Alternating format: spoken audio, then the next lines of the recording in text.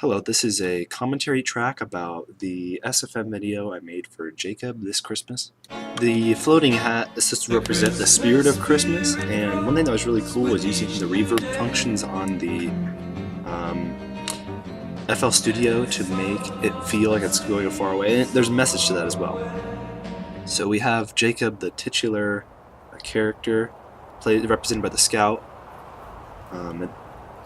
The previous cut had a bunch of these kind of shots, and this is the sort of revelation or vision that Jacob has, and the red on his face indicates that that its presence is real, sort of, or that it could happen.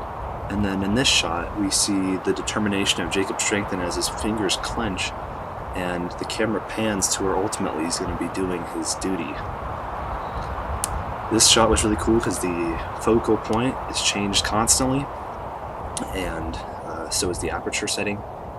So this is supposed to be a flashback. The white light is supposed to be important as the red light eventually overtakes it. And then in the present we see the heavy, who's now futurized, and he's just smashed a hammer.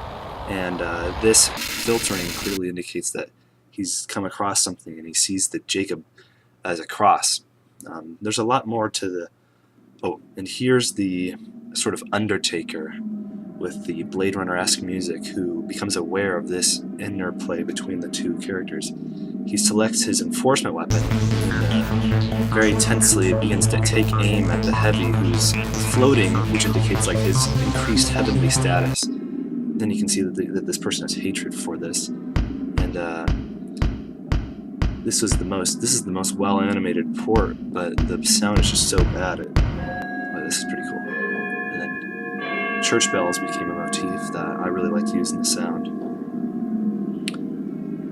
And then here is the engineer from the flashback looking at the scene now. And there's this really cool overlap of these noises, which was basically a coincidence. And he sees the destroyed sapper, and then looks back, and this is supposed to be like the Darth Vader conversion from Jedi. And from that he gets the white light again from before. And this is supposed to be a moment in time before they were mechanized, and this is the sort of backstory about how these two were really good friends.